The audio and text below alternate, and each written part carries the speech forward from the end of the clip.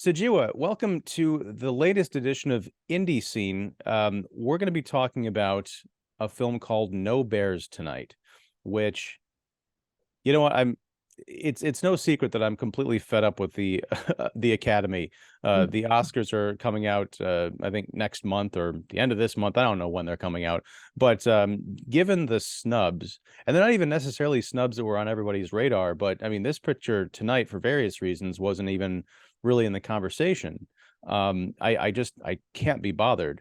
And I also don't know that I'm going to be doing a top or a best of list after this year, because I spend so much time catching up on things after awards season is over that it just almost seems unfair, because I can't watch everything. I can't be everywhere all at once, which is not an allusion to the film. So let's talk about No Bears, but first I want to talk about what's up with you. How you doing? You've got some exciting news coming up in the world of Sujewa, and psycho. It's not psycho. Psychic disco detective Renee. Sorry, Cosmic, psycho. Huh? cosmic disco. Cosmic. Yeah, I'm sorry. It's been a long day. And as I mentioned before we started, a long week of watching movies, so I'm a little bit scrambled here. I'm going to rely on you a lot tonight for Sure. this conversation. But yeah, how you doing? What's going on? Give me the skinny. Things are good, working along. Still working on the final version of the script for the dialogue for Cosmic Disco Detective Renee. Couple of days away from finishing for real this time because I want to start filming in mid-February. My cough has mostly gone away, so you won't have to cut too many things out, too many coughs out this time. And But if well, here's the thing: if you start filming and you still have the cough, do you need to go work that into the story somehow?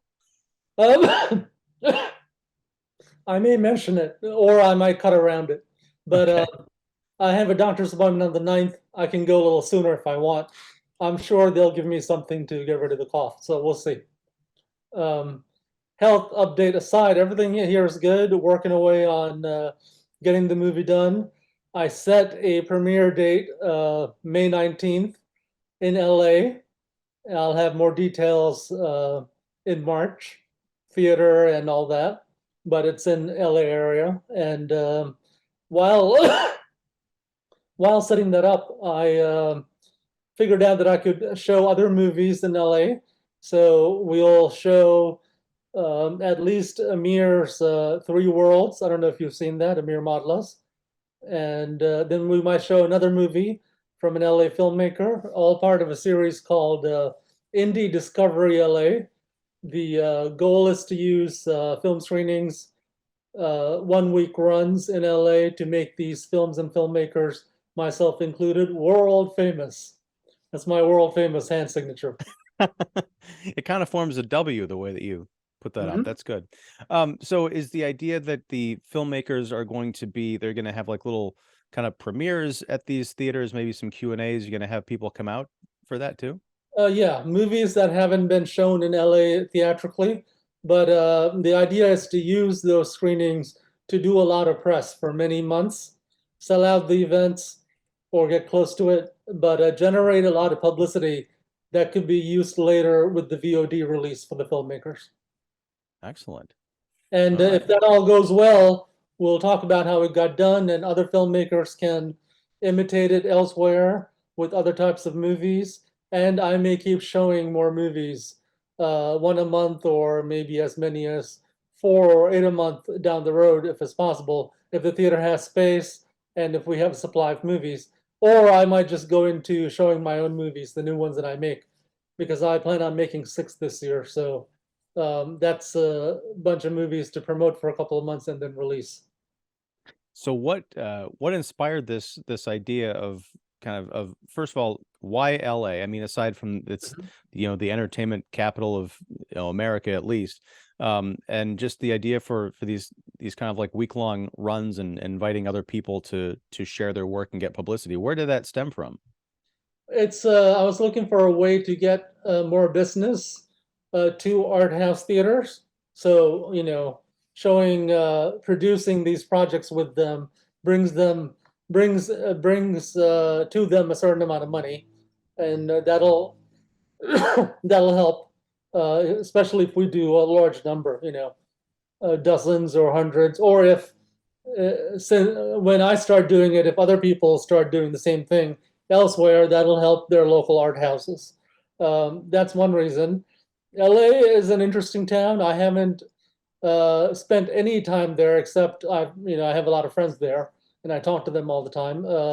So I'd like to go visit, and it would be a good town to premiere an art house movie in, because it's one of the major cities of the U.S. and one of the major cities of the world, and it's the film capital of the world. So there might be people out there who are into art house stuff, even though they work in Hollywood or in related businesses.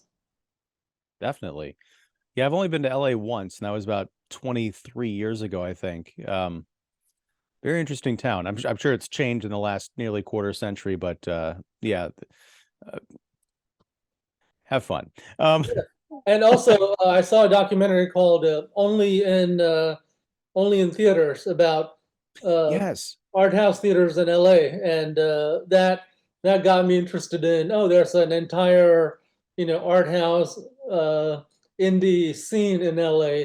So I was able to connect with some people related to that movie, and I'm doing an interview with Dan Mervish tomorrow about the indie scene in LA. Also, I Nice. have Amir Madla and Noam Kroll, who's an indie filmmaker in LA. He has like 60,000. He has a mailing list of like 60,000. So he's built a nice community. Um, Plus, I know a bunch of other indie filmmakers in LA. So it would be a fun place to show in just to start. And if the screenings go well and bring in a lot of publicity, then we can use that to show in Chicago, Seattle, in New York, DC, everywhere else also. I didn't realize that Only in Theaters was specifically about like the LA indie art house scene. I know you'd kind of One theater chain specifically. okay. I, I have we talking about that on because I think when you mentioned it to me, I thought that would be a really cool idea for a show, or maybe you had said it would be. But yeah, we got to figure out a way to talk about that. Maybe Yeah, in conjunction with what your plans are. yeah, that would be cool. I don't know if you've seen the movie. Has it come out to Chicago? I don't know. That's the thing is you send me so many things that are Right. cool that I don't have the chance to follow them all up. But I'll look into it and see if it's here or if it's on demand or something that we could both talk about it. Because yeah, I'd love to. It sounds like it'd be right up my alley.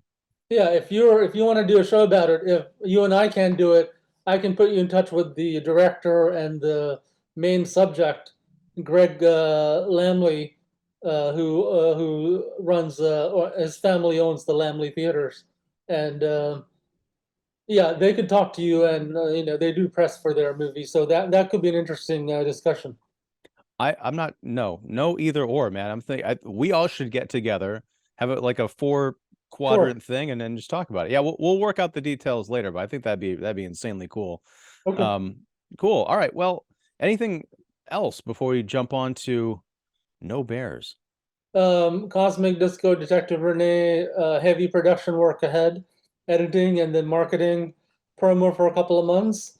So we may not do another, our regularly scheduled monthly shows until I'm caught up with all that work. But as soon as the movie's ready, I'll send you a link and then we can schedule a time to discuss it. Also, if you want me to do a only in theaters documentary show, I'll come on and do that.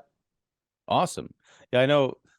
We do this when you're in production. We'll kind of go into blackout mode for a while, That's and right. then I think that's kind of how we dictate the seasons of this show. And indeed, when we made this switch over from um, the slowdown to indie scene, and who knows what's beyond that. But yeah, it's a good way to kind of give us both a bit of a break. Well, you Mhm. don't take a break. You're diving headlong into your art.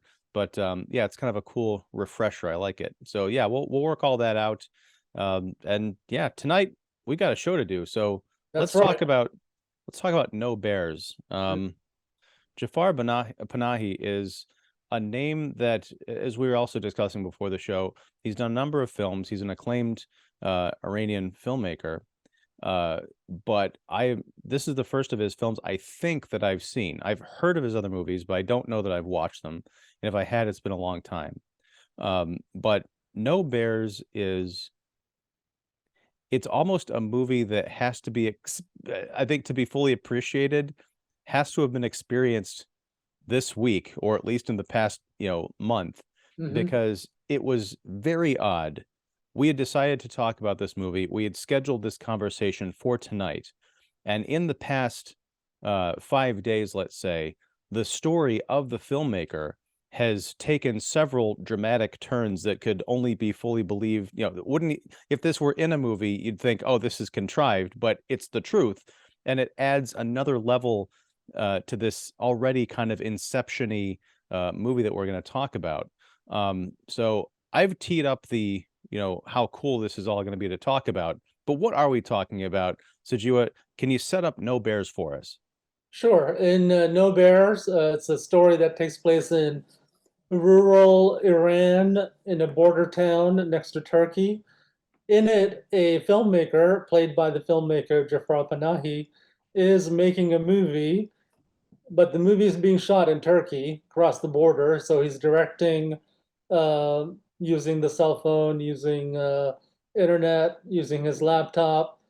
And while he's doing that, a little problem happens with the photo that he has or has not taken of a couple in the town, and the townspeople want that photo. The girl in the photo, in the supposed photo, is betrothed to someone else. She's supposed to marry someone, but she's seeing someone else apparently. So those are the two main stories: making the movie in Turkey remotely, and also the the problems the director encounters in Iran, in the small town. That's the story of No Bears. There's a third leg of that stool that you left out. The movie itself is about a couple who is trying to, if I recall correctly, leave Iran. They Hmm. are political dissidents. It comes out, later in the story that they had been, they'd been previously arrested by the regime and tortured and all Oh, you that. mean So the couple in Turkey? is it? Are they? See, that's the thing. Is I'm a little bit fuzzy on the geography, and the Mhm. movie doesn't like hold your hand. So I thought that they were outside of Tehran. That's where the film was being shot, but No, they're shooting in that Turkey. couple's in Turkey, in a border town outside of Iran. Okay. But they're Um, trying to get the visas to go to France. yeah. And there is it's a story that they're trying to shoot very realistically about this couple and their attempts to, you know, get visas and kind of smuggle themselves out to safety in Paris, as you mentioned.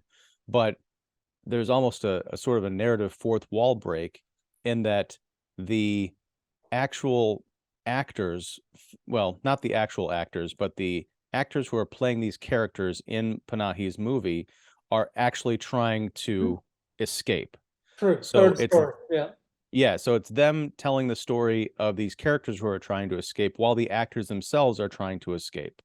And so you have these really strange moments throughout the film where Panahi is up on a hill trying to get, good signal so he can direct his AD on a laptop to film this couple. And occasionally the characters will kind of wander off the scene, or there'll be a cut, and one of them will ask to speak to the director, look at the kind of the wireless, and they'll break character and kind of give an update to him as to what their real life situation is. Mhm. Now, what makes this all very Inception-y, as I mentioned, is that Panahi, up until this week, had spent the better part of a year. He was arrested, I think, in July of 2022 for essentially Iran was claiming that he was making anti-government propaganda, and he was also supporting other, protesters who the government didn't like. So he'd been locked up. This movie was shot clandestinely along with a number of other features. I think you had told me that when we were setting this conversation. So you have a filmmaker who is sort of he's in prison now for these political acts involving his art, making a movie about a filmmaker who is in exile because he's in fear of getting caught for making the kinds of films that he does. Mhm. And also this week, he announced, through I believe his wife made the announcement. I got a press release about this, that Panahi had gone on a hunger strike, and Mhm. that lasted 2 days. And then I saw another press release, I think it came out on Thursday or Friday, saying he'd been released from prison. So it's like I said, the timing on this thing is unbelievable. Uh, I know this will probably be written about and talked about, to death, but I feel like this is the perfect moment in time to experience No Bears for the first time because the movie only really ends in real life. Right. So the fourth story is the villagers in the movie know that, I mean, Panahi is playing a version of himself, and the village knows the real story about the director who is not getting along with the government and who has been censored by the government. So that gets mentioned in the movie also. So there's at least four different situations happening, major situations happening in the movie. But also the movie has a lot of funny moments. That's what I liked about the movie. Funny. Yeah. Let's talk about it.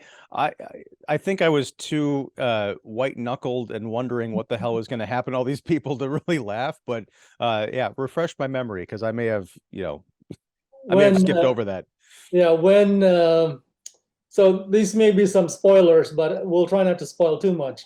When the guy who is supposed to get married to the girl, the lady, when he confronts Panahi, he goes, "Are you a distant relative of this other guy?" And questions him like that in sort of a old timey, old town way. Accusing him of playing favorites because he might be related to the other guy. Oh yeah. And it's strange because Panahi was essentially, and help correct me if I'm wrong, because again, I watched this, very recently, and it was kind of hard for me to follow some of the intricacies of what was going on. But he was essentially allowed to rent a room from a guy named Ganbar, who's very very friendly, wants to just get along with everybody, very jovial guy. But Panay is renting a room from him, and the sheriff, who's I think that was he was only referred to as the sheriff. He has to help settle this dispute about this photograph that's on a digital camera card. Mhm. Um, but it gets very complicated with the accusations and the villagers just like kind of randomly showing up at Panahi's door in Ganbar's apartment, throwing accusations, making demands, kind of barging in unannounced to have these very, kind of mafioso conversations. Like, we heard that there's a photograph, and if you just show us the photograph, we'll take care of it. We just need the proof Mhm. of what we suspect and what people have rumored has happened with this young couple and the interloper third party. Uh, it is, yeah, it's very tense and very strange. Tradition comes into it along with sort of, questions of what you might call like modern, innocent until proven guilty, court methods versus, going into a room and swearing on the Quran in front of a bunch of people that you didn't do what you're accused of. It's a fascinating twist and turn of events. Yeah, we should have had Amir Madla on this episode if he had seen No Bears. He has spent time in Iran, and and obviously he's from an Iranian background, so he may he may have had more to add about cultural things that are either fictionalized or exaggerated.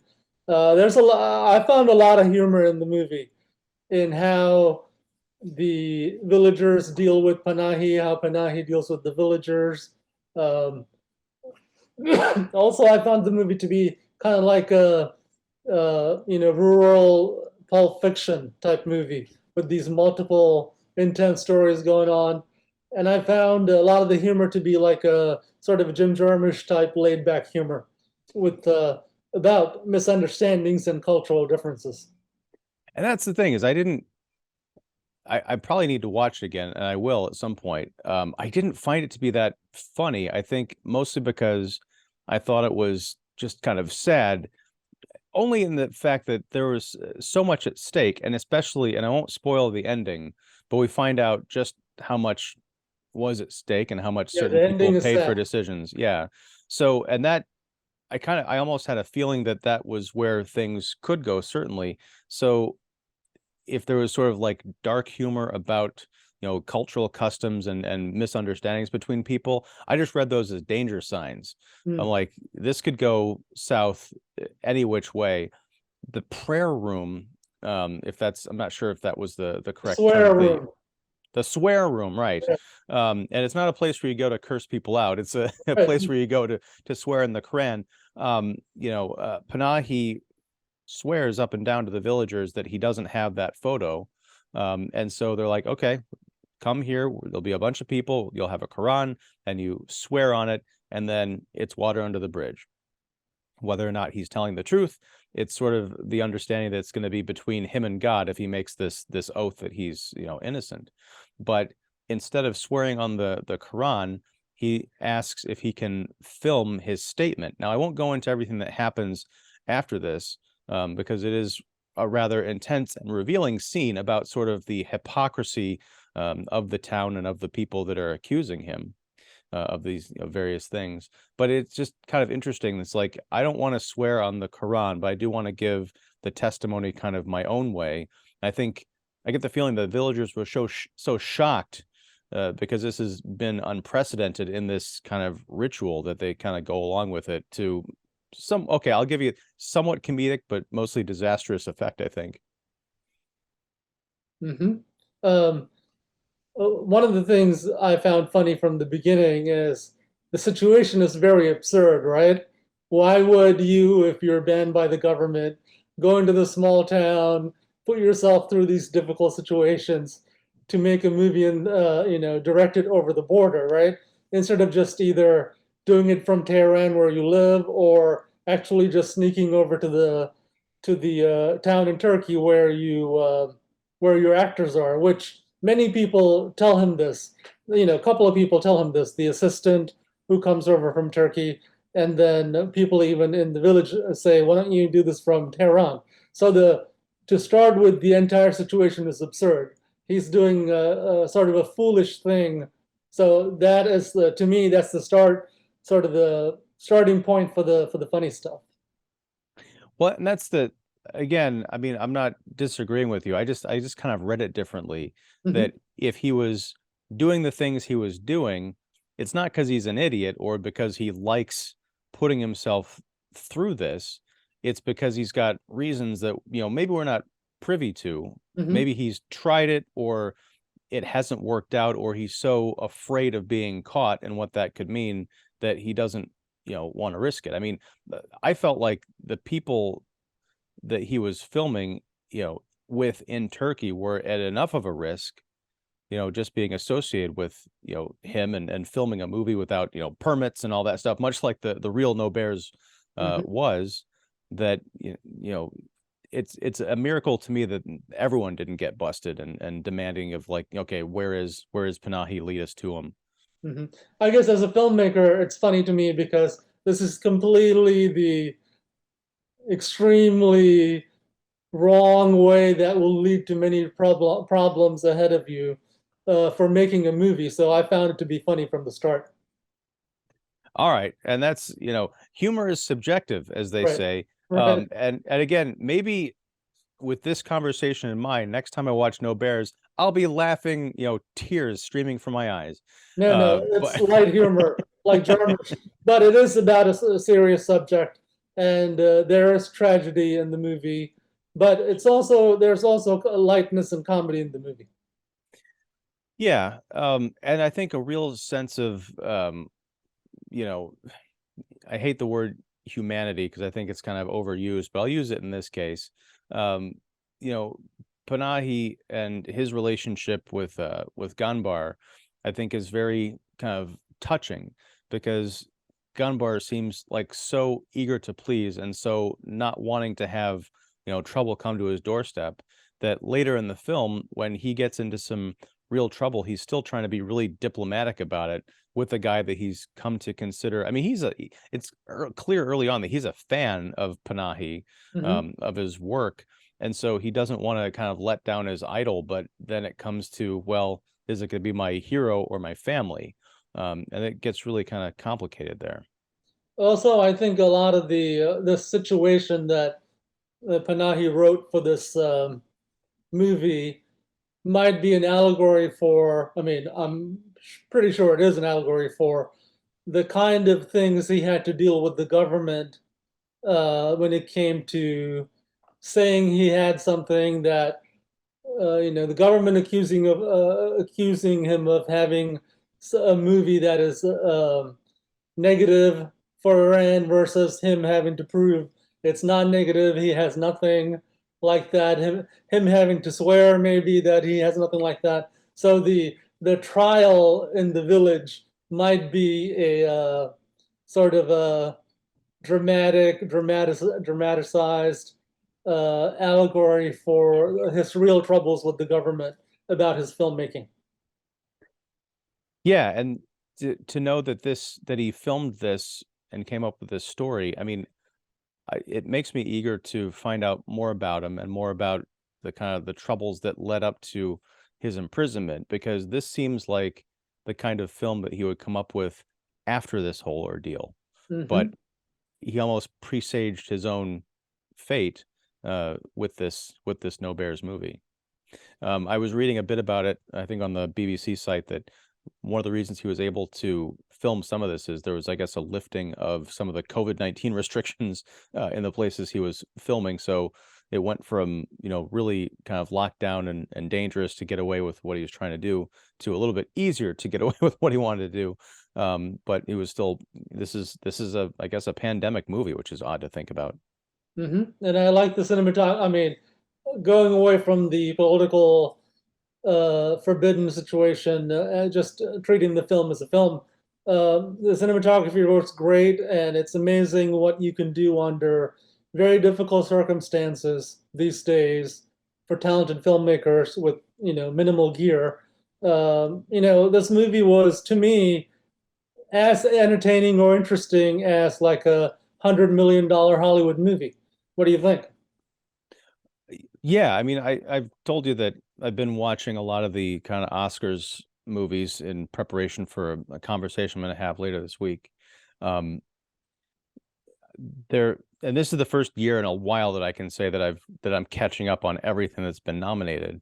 Um, there's some good stuff in there, but none of it, or very little of it, I think, captures the essence and the power of art, and specifically cinema, in the way that No Bears does. And Mhm. that's why when I kind of led off this conversation, I was, saying I'm kind of done with the Oscars, because I mean, and we talked about this in kind of Twitter DMs. The Academy of Motion Picture Arts and Sciences, the people behind the Oscars, they have their rules. They have methods by which, people are and films are nominated. And when it comes to like foreign films, countries have to put up the films that they want to be nominated. And then not every country that puts up a movie to get nominated is actually in contention. That's what happened with RRR, because India put up, it's essentially a ripoff of Cinema Paradiso instead of RRR, and then nobody won except for the best song nomination for Not To Not To. So there was no chance that No Bears was going to be nominated for best international picture, but it could have been, I guess, nominated for best film. I just don't know that people were aware enough about it, and there certainly wasn't a big studio push because it's a clandestine film. And so, yeah, it's almost good that it wasn't nominated, because I think it would be an embarrassment to have No Bears in the same category as fucking Avatar 2 and Top Gun Maverick. Right. But on the other hand, I think the more people, if they were encouraged to see this movie and to understand what is going on, that filmmaking and art is a serious business and not just show business, that it can change people's lives and get, can even change the world, politically, potentially, I think it'd be a much richer experience. But as it stands, it's not on anybody's radar, really. Hopefully people out here listening to this show will seek out this movie because it is still playing, in major cities and some, like, art house outlets, but it is one of the best films of 2022, and one of the most important films I've seen in years. Yeah, various critics groups around the country have appreciated the movie and have voted it. I've seen it voted it for have voted for it. I've seen it on many top 10 lists. Yeah, the Oscars are sort of like a Hollywood trade show, as we talked about in the past, where Yeah. they include few foreign things, few independent things, but mostly it's a way to resell some Hollywood movies back to the public. So it's not any kind of a comprehensive global survey of cinema. If it were, no Bears would have should have definitely been included. Yeah, and it's a hard sell. Especially, I feel like an idiot for making this joke, but last month when we were talking about what we'd be discussing in February, I said, we're going to be talking about No Bears, not to be confused with Cocaine Bear, That's because right. that movie's coming out in a couple of weeks, both in February. I feel like the danger is, which bear movie are you gonna go see? You recommend one, and if the person goes the wrong one, they're pissed off, and but Well, hopefully my enlightened. my joke about that is people buy tickets to go see No Bears, thinking they're going to see Cocaine Bear, but they end up liking the movie when they watch it. Then Cocaine Bear, no Bear ends up making like $1 billion. That completely transforms Hollywood. If only. I think the subtitles would be a giveaway. Hmm. And the fact that there are no bears in the movie. That's right. And that's another thing I really appreciate about this movie and other movies like it that have been popping up lately. Ones with the really kind of weird, obscure titles that you have to watch the film in order to understand what they're talking about. No Bears has to deal with a superstition that I won't spoil for people, but it reminded me of I watched the film Triangle of Sadness. Did you see that one? I haven't seen that one yet. Okay, it's nominated for Best Picture. It's like the 10th film, the one that, after they read off all the obvious nominees, they got to the bottom like, what the hell? That movie got nominated. No one's even heard of this thing. But yeah, I didn't know what the Triangle of Sadness was. I thought it was just, it's a kind of a dark satire dramedy about, the ultra wealthy on this yacht, this luxury yacht. So I thought it was like something about the Bermuda Triangle or something, but the Triangle of Sadness is it's something that, once you learn about it, or at least in my case, I'm never going to be able to think about what it relates to without thinking about this movie. And I think that's the mark of a great title and perhaps even a great film. But yeah, All No Bears is kind of the same way. right. Yeah. What else did you like about the movie? Uh, I mean, I liked, this is going to sound terrible, but I liked everything about it. And there was Awesome. nothing about it that I didn't like, except just my own, kind of shortcomings as an audience member who watched it in two parts, both of which began at like 4 o'clock in the morning. Hmm. So I'm sitting there watching this on a laptop with, the subtitles and everything. I'm getting my coffee. So I'm trying to pick up bits and pieces of the story. For example, the couple that we mentioned, the characters in this a movie that Panahi is filming. At first, I thought they were like siblings or something. It wasn't until later that I realized that they were, a couple.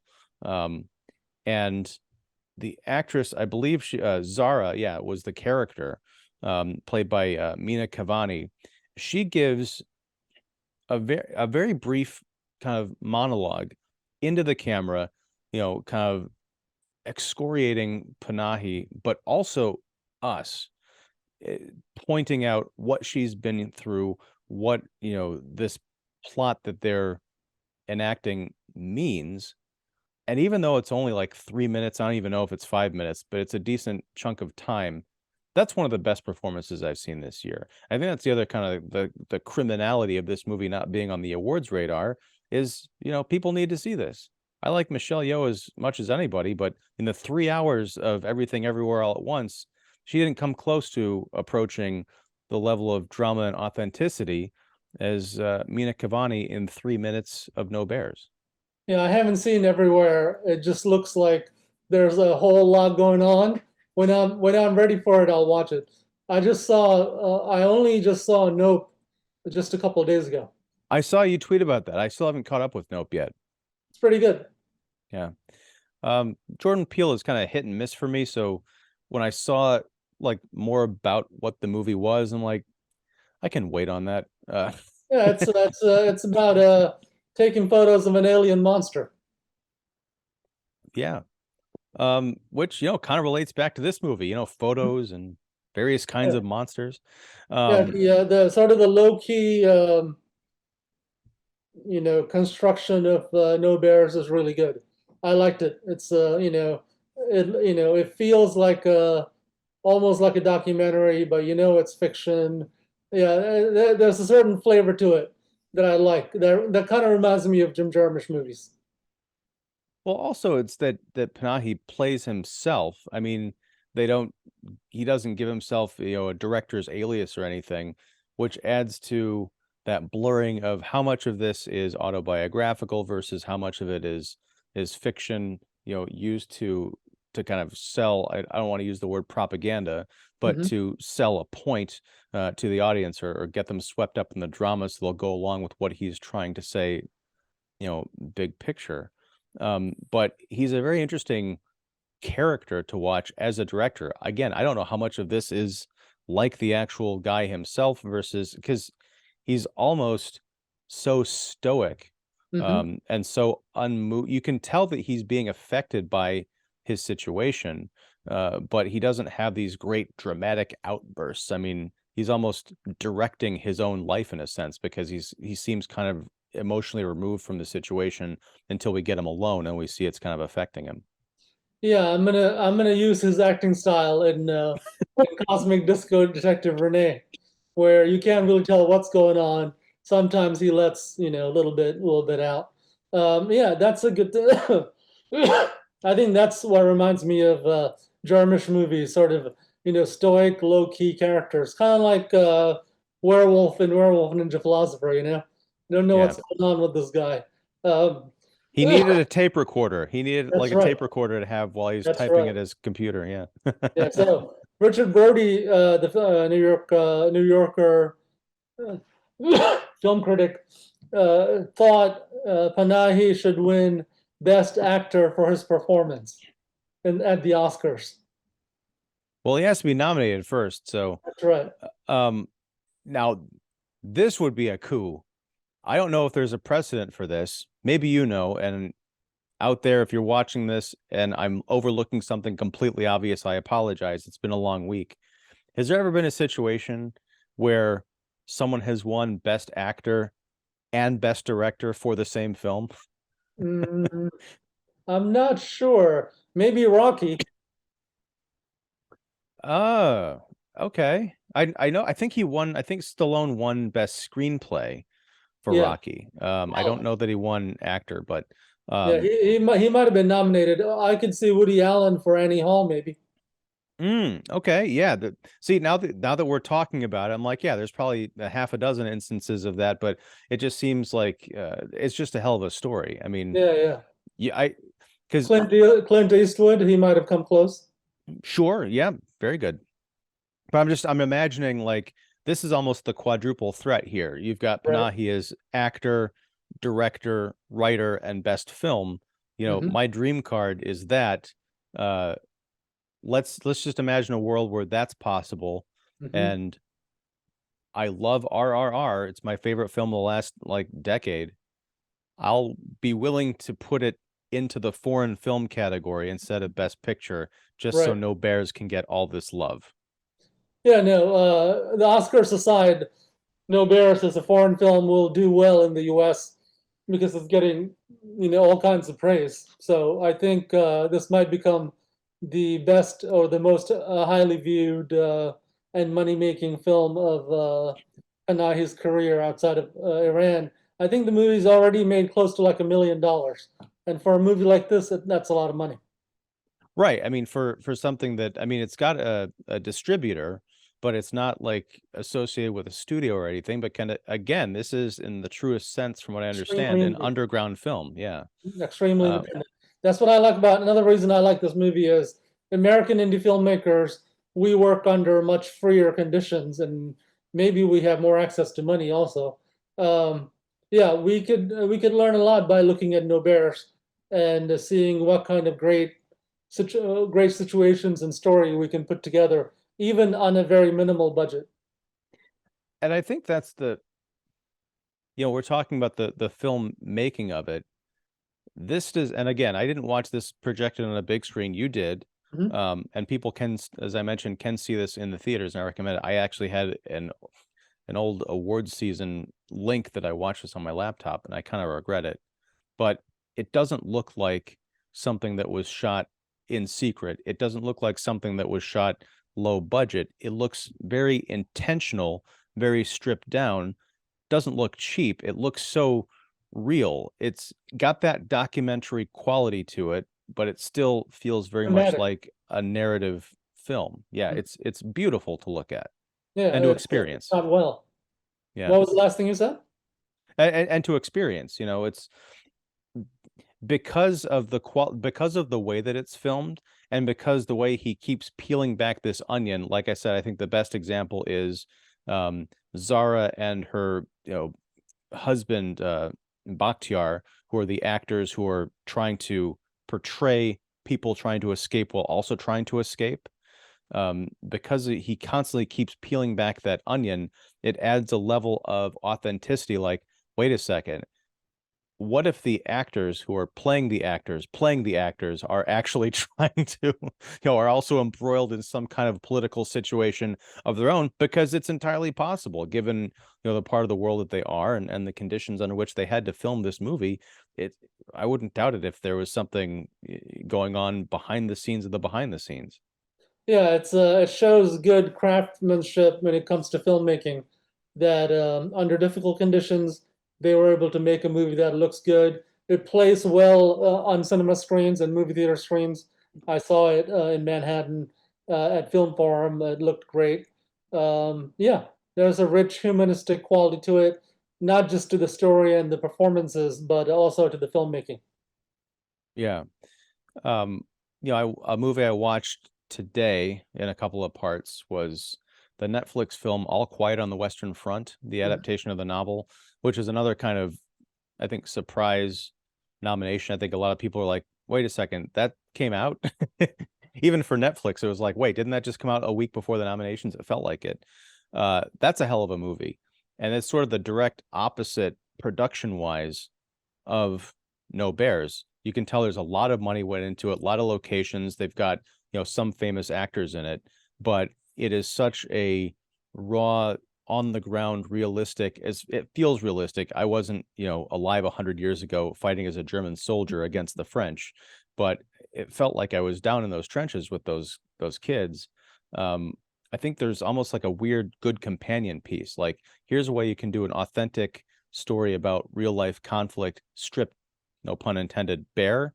And here's how you can do it writ large with all the money in the world, yet still feel like you've got that kind of indie spirit to it. Hmm. Yeah, I'm going to use No Bears as one of the examples for, one of the sources of inspiration for filming uh, filming Cosmic Disco Detective Renee. Did you see the new teaser trailer where everyone walks backwards? I did, and that was very strange. Yeah, Was that just for the trailer, or is that part of the movie? it's part of the movie. It's in Okay, the good. movie. All that stuff is in the movie. Good, because I hate it when I see stuff in the trailer that doesn't make the final cut. I'm like, where's that thing that got me hooked? And That's now I true. have to know why the hell everyone's walking backwards. I did see the comment.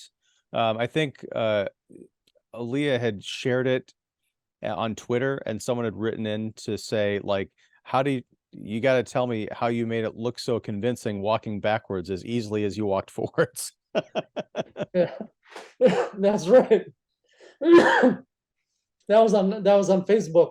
And I think that Oh, was her Facebook. mom. Okay, yeah. I think that was her mom who said that. Yeah. So yeah, film things going forward and we're playing it backwards. But What? it's a funny effect. I love those backward scenes. It's very funny because the movie is about time travel. It figures in. Sure. All right. Well, I think this is gonna be one of the shorter episodes that we've done because I think we've covered all the bases of No Bears. Right. We didn't disagree on anything. I mean, this is the complete opposite of our January show. That's right. But yeah, strongest recommendation for me possible. I think going to see it in a theater, you know, because it's not anywhere else. I don't think it's just playing the theater circuit, the indie scene. Go see it, go support it, because I think it also sends a message to other people who might be in similar situations, trying to get their art out, you know, in incredibly difficult circumstances, that there is a light at the end of the tunnel. It can make it out. It can be seen by people and inform people, change hearts and minds, and just be an enriching art experience. Also, it might push your government towards letting you go from jail. That too. I mean, bonus. Now, there's the cynical side of me that says Jafar Panahi will go to any lengths to promote his movie. Yeah, no, I don't think that's the case. I don't think he's using his political situation to promote his movies. But it's No. amazing that he's able to keep working under such difficult conditions. So that shows that he's really committed to his artwork. Yeah, and it makes me wonder, like, I hate to think like this, but you know, is the clock ticking? Like, is he in danger of, you know, Oh, being yeah. reconfined again? And is he going to get right back to work? Does he have the strength to do that? I mean, imagine after spending 8 months or whatever it is in an Iranian prison, that'll do stuff to you. Um, the last thing I imagine he'd want to do is get right to work, but I could also imagine that'd be the first thing he wants to do. So who knows? I'm definitely gonna be watching whatever he does next with great interest. Yeah, he probably wrote a bunch of scripts while in jail. I mean, in real life, no one wants to go to jail, but yeah, you don't get a lot of phone calls and emails while you're in jail. So I assume so. That's great writing conditions. Maybe. I mean, part of the BBC article that I read about him, which I'll link below, talked about, I think the other two, um, I don't remember if they're filmmakers or just general political dissidents that he was supporting, you know, the circumstances around his arrest, but they released some photos of those prisoners, and the one that they showed the article is just shocking. So I don't know if when I saw Panahi from when he was released from jail, he didn't look quite as bad as this other guy, but I don't know how much how much leisure time or even, you know, peace they have Mhm. in that confinement. Yeah, no. Hopefully, Iran will change, and all the political prisoners will be let go. Yeah, the people over there, some people over there are struggling to make positive changes in the country. Hopefully, it'll happen. Let's see. Yeah, always end with hope. That's right. So, all right, Sujewa, thank you. Well, do you have any closing thoughts, or was that your closing thought? That's a hell of a note to go out on, but Well, anything else before we go? there's more. There's always promoting of the movies. Uh, yeah, Cosmic Disco Detective Renee will premiere in LA May 19th, and I'll send you all the information. Hopefully, you'll get to see the movie in March or April, and maybe we can do a show about it then. And Definitely. let's try to discuss only in theaters with the director and with the main subject when it opens in Chicago, so we can pay attention to that. And if those guys are busy, you and I can talk about it after you watch the movie. Yeah. What else? And there's two other movies I'm promoting in LA. I'll send you all the information in early March, and maybe those. Well, you know, Three Worlds by Amir is going to be one of the movies. There's another movie that I'm working on. I don't have the title to release yet, but yeah, maybe those will be interesting movies for us to discuss in the future. For sure. Awesome. All right, sir. Well, thank you again. Thanks so much for recommending No Bears. It's a hell of a movie. As I mentioned, it's one of my favorites of last year. Another reason I'm not doing best of lists because there's so many things that get thrown at us towards the end of the year to watch. It's hard to pay attention. So I didn't catch up with this thing until February. I'm glad I did. But yeah, everyone out there, to the extent that you can, check out No Bears. Even if you have to wait till it's on demand or however that comes to you, make it a priority because it's great. Yeah, even if But you have to go to jail, check it out. yeah, yes. Hopefully it doesn't come to that. Right. But yeah, and be sure and check out all of Sujewa's stuff. Links to all of his sites and projects will be down below. You can like and subscribe to this channel, and please do. And till next time, whenever that is, whatever that is, thanks. Take care, and catch you later. And don't take photos of young lovers in rural Iran. Words to live by. That's right. All right, talk to you soon. All right, man. Take care.